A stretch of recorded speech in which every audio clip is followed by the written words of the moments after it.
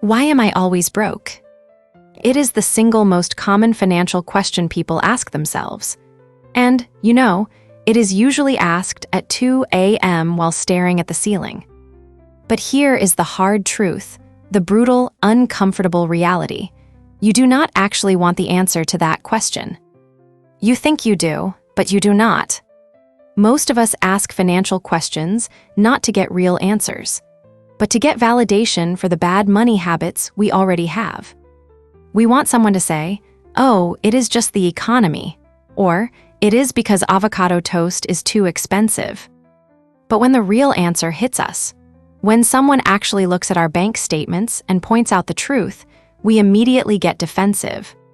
So today, right now, we are going to look at the absolute hardest financial truths, the answers you do not want to hear, and how accepting them is the only real way to build wealth. And let me tell you, I know exactly how this feels because I made this exact, hilarious, and painful mistake myself. A few years ago, I was complaining to a good friend of mine about how I could never seem to save any money. I asked him, how on earth are people building savings right now? He is a numbers guy, so he asked to look at my monthly spending. I handed over my app, feeling pretty confident. I do not buy luxury cars, I do not wear designer clothes. He looked at it for about 3 minutes, and then he just stared at me and said, "You spent $850 on delivery food last month." I immediately jumped down his throat. I was like, "Wait, no, you do not understand. That was a really stressful month.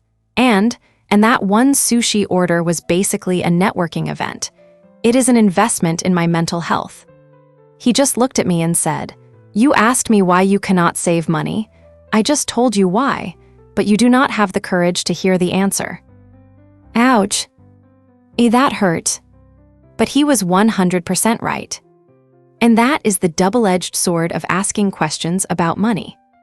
We ask the right questions, the whys, the hows, the where is my money going, but we refuse to be objective when listening to the answers.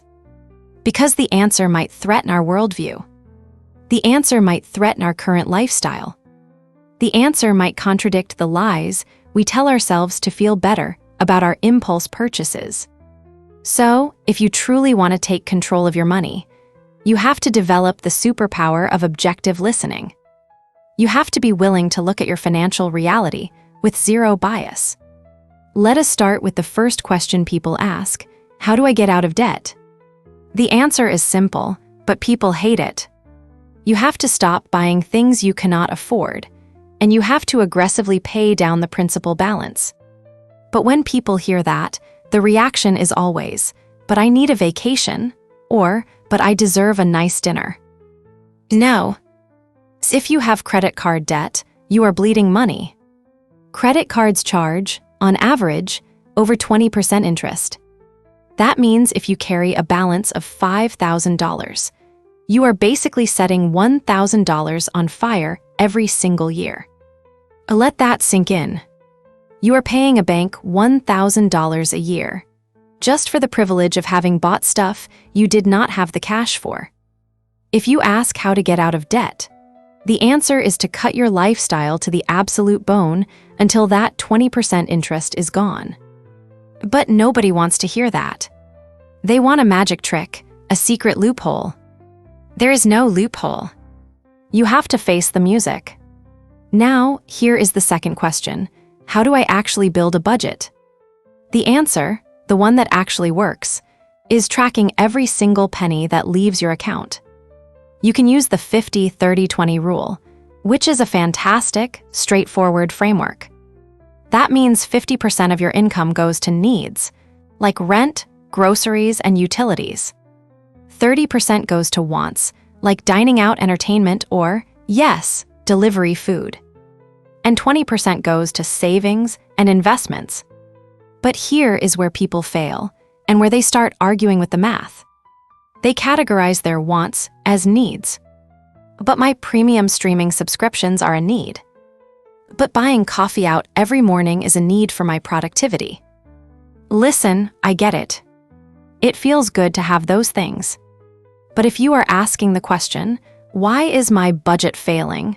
And the answer is, because you are mislabeling your spending, you have to be willing to accept that critique. You have to look at your bank statement and say, okay, that was a want, not a need. I messed up. Before we go any further, I want to hear from you. I shared my embarrassing $850 food delivery story. Drop a comment below right now and tell me about a time you tried to justify a completely ridiculous purchase to yourself, or a time you asked for financial advice and then completely ignored it because it was too hard. Let us be honest with each other down in the comments. All right, let us move on to the third big question, and this is the one that really gets people fired up. How do I build wealth? Everyone wants to be rich, or at least financially independent. So they ask the question, and the answer, the proven, factual, historical answer, is incredibly boring.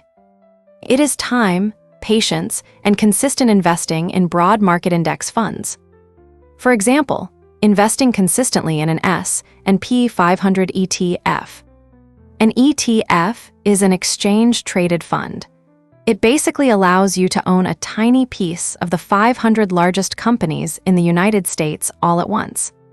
Historically, the stock market returns around 8 to 10% per year on average over the long term. If you invest $500 a month, every month, for 30 years, you will likely become a millionaire.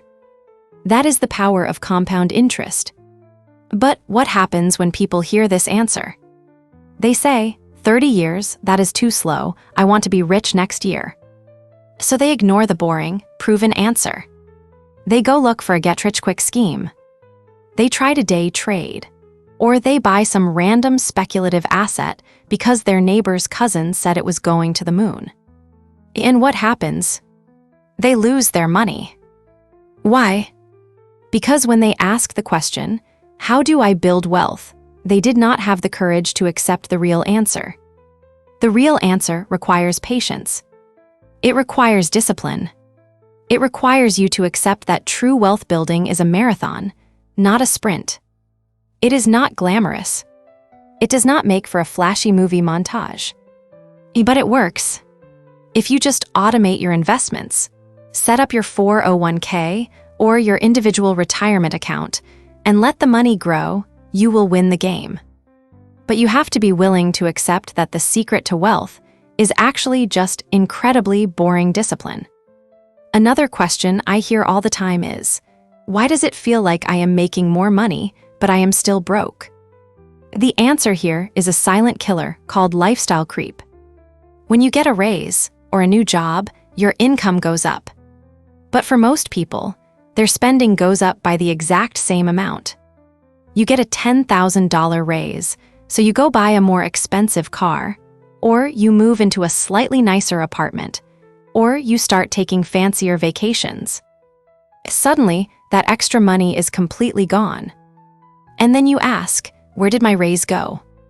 The objective answer is, you spent it on upgrading your lifestyle instead of upgrading your financial security. If you truly want to break the cycle, you have to do something radical. When you get a raise, pretend you did not get it. Keep living on your old income. Take that entire raise and funnel it directly into your savings or your investments.